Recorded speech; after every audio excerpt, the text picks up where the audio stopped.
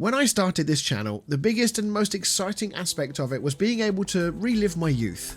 I wanted to showcase some of the most amazing games of the last 20 to 30 years, and I wanted to share this journey with you guys and hopefully help you to fill your head with some gaming memories of your own. I was excited to replay some of my old favourites, some of the games that still stand up today and ones that arguably have never been surpassed in the gaming world. Every now and then I get a little warm fuzzy feeling about a certain game or a certain memory, and today is one of those days. Esteemed viewer, I give you, simply put, one of the greatest FPS games ever made.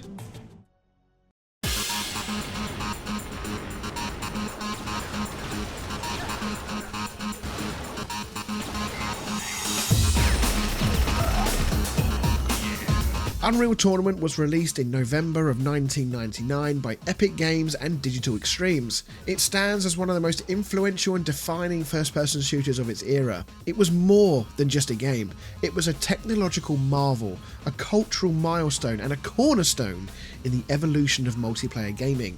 Its legacy persists to this day, not because of the nostalgia it evokes whenever I play it and hear that music and intro movie, but because of the groundbreaking innovations it produced in gameplay, graphics, and in particular, AI. At the close of the 1990s, the gaming world was undergoing a seismic shift.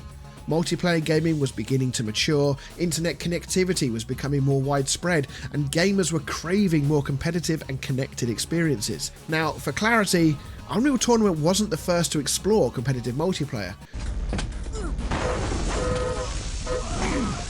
Quake 3 Arena, that released the same year, shared that mantle, but in my opinion, Unreal Tournament distinguished itself through its flexibility, its attention to offline play with bots, and its modular design that catered to both casual and hardcore players. The game was built on the powerful Unreal Engine, which at the time was a cutting-edge piece of technology that allowed for highly detailed textures, dynamic lighting, and expansive level design.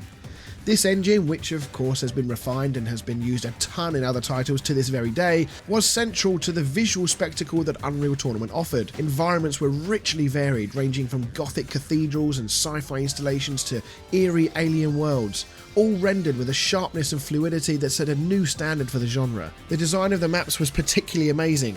There are so many amazing and memorable maps in this game. Levels like Facing Worlds with its twin sniper towers and sprawling open battlefield in the middle became iconic, not only for their visual aesthetics but for the deep emergent gameplay that they encouraged. The skybox of Facing Worlds, with its revolving planets and cosmic backdrop, contributed to the sense of grandeur and isolation, elevating the intensity of the Capture the Flag mode that resided within it. Other maps, such as Deck 16, became benchmarks of arena design.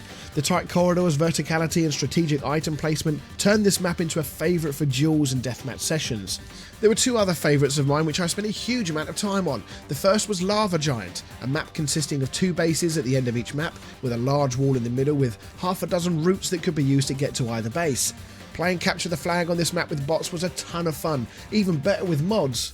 More on those later. The other was a map called Morpheus, a map set in space with three levitating towers in close proximity to each other. It was a perfect map for a last man standing or team deathmatch or even a solo deathmatch experience. Once again, it was made better with a few mods which helped kick the action up a notch.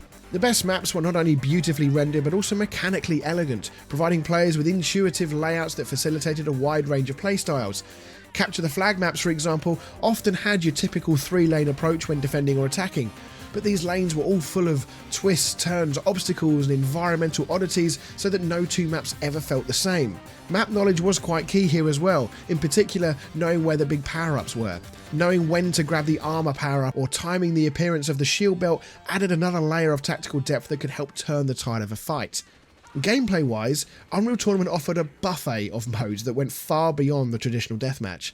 Classic Deathmatch and Team Deathmatch were of course both here, and they were as fast and brutal as you would imagine them to be, rewarding twitch reflexes and map knowledge on often smaller and more intimate maps. Capture the Flag was strategic and team orientated, and maps designed for this mode such as Koret and Lava Giant became showcases of symmetry and flow. Domination, a mode that required teams to hold specific control points, introduced a different kind of rhythm and tactical consideration, like when to sit and defend an objective or when to try and push and get another. While Assault, which was perhaps the most ambitious, presented objective-based scenarios that unfolded like mini-campaigns.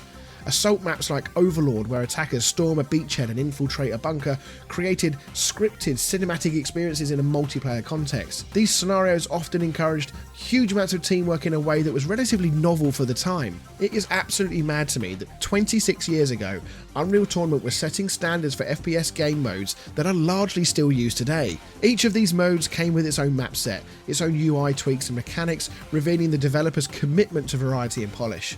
There was also a healthy amount of customization available within the matches. What really set Unreal Tournament apart from many of its contemporaries was the inclusion of sophisticated AI bots.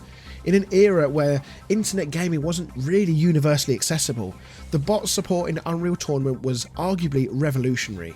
These weren't the mindless drones of other games. They exhibited distinct personalities, tactics, and even team roles. On higher difficulties, they could challenge even the most skilled of players, making offline play genuinely engaging rather than a mere training ground. It was not uncommon for players to spend hundreds of hours battling bots across all varieties of modes, honing their skills and memorizing maps. This is perhaps the reason why I love this game so much. This was largely before I personally got into multiplayer gaming, so the offline functionality was a real game changer for me. I could play these games, have a ton of fun, and scratch the FPS itch against challenging foes without needing to connect to the internet, which at the time, I doubt I would have been able to anyway, even if I wanted to, due to home limitations. The bots were customizable, and their personalities ranged from aggressive rushers to cautious snipers. To this day, I genuinely could reel off names of bots and tell you what type of players they were and how good or bad they were. Some bots would be cannon fodder, whilst others, like my nemesis Loke, would be a real thorn in my side, as his accuracy meant that missing shots could prove costly in a one-on-one engagement with him. This gave the offline experience an almost narrative feel, as if one were climbing the ranks of a fierce galactic combat league. Now to get into the really fun part of the game, where we talk about the weaponry in Unreal Tournament. It was another hallmark of its design brilliance. Weapons like the flak cannon, the shock rifle, the rocket launcher or the Redeemer, they weren't just tools of destruction, they were extensions of the player's identity. Each weapon had a primary and secondary fire mode, which often had wildly different scenarios in which they were useful. Some, though, could be combined.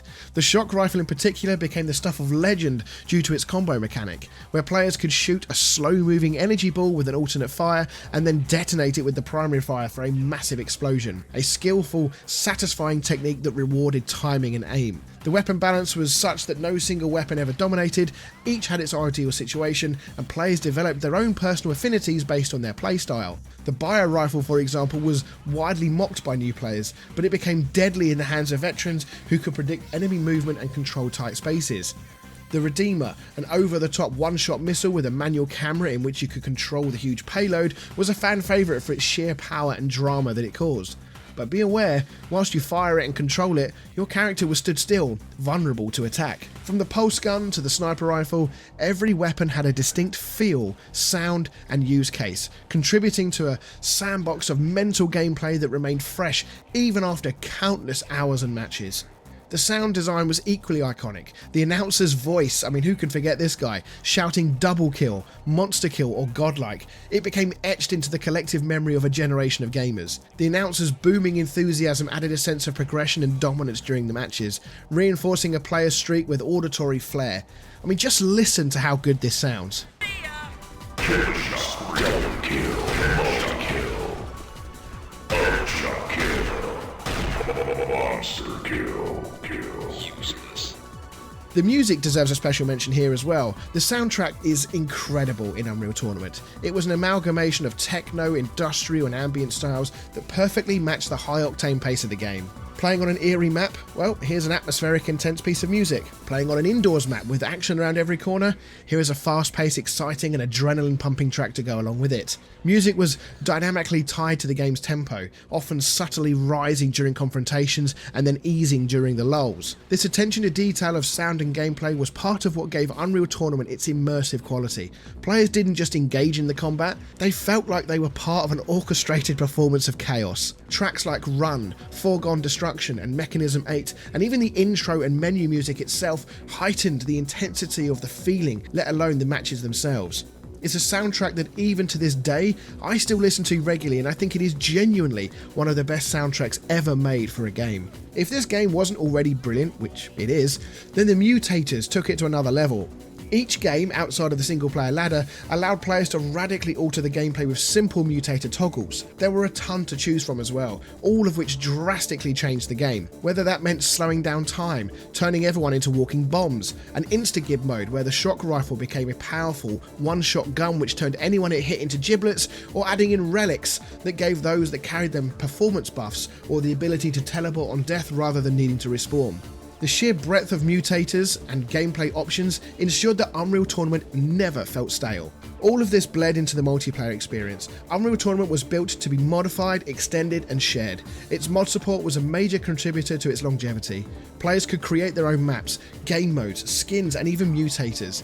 The modding community exploded in size, and many of the mods, including Tactical Ops, a Counter-Strike style game mode where you buy real-world weapons and equipment before each round, and Chaos UT, a mod that brought some new weapons and a bunch of cool mutators amongst other things, they all became fully fledged experiences in their own right, with Chaos UT even being bundled with the game itself as part of a Game of the Year edition.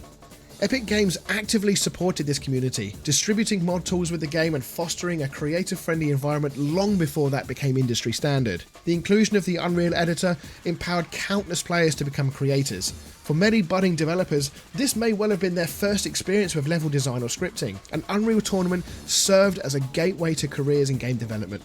Some of the most enduring community maps and total conversions were created by amateurs who would later go on to work professionally in the industry. This user-generated content kept the game vibrant for years after its initial release, with new content continuously breathing life into the multiplayer scene.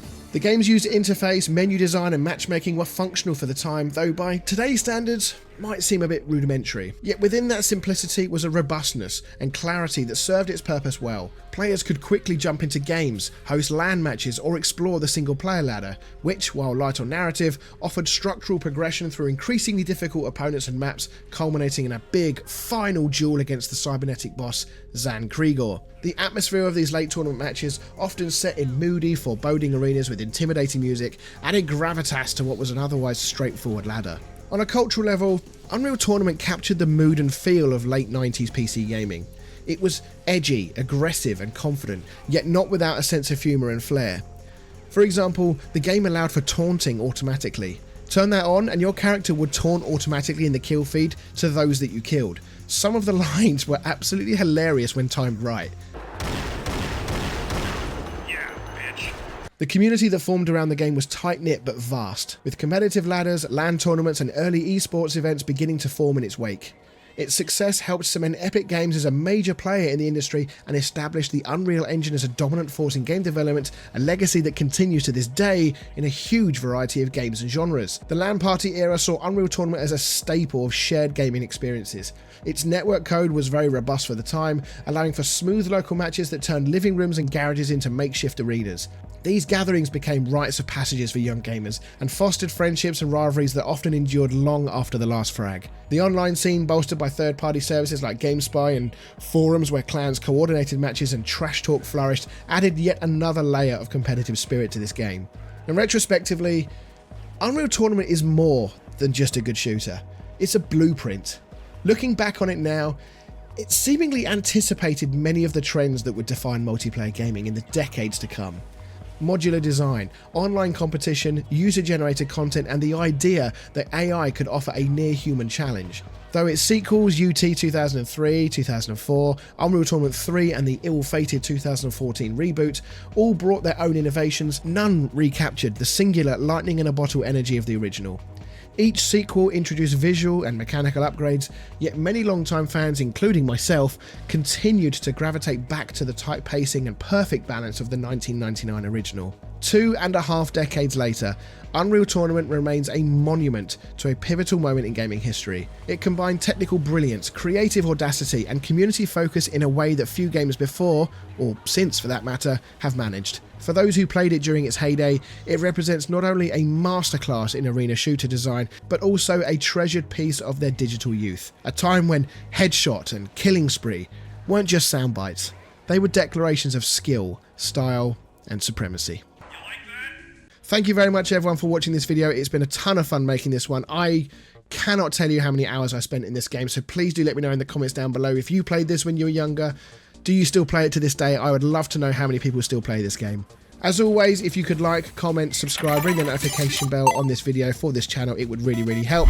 I'm loving making all these videos and looking back on these old games. If there are any games you'd love me to take a look at and do a retrospective on, or even do a playthrough on, whatever, let me know in the comments, and I will see you all on the next one.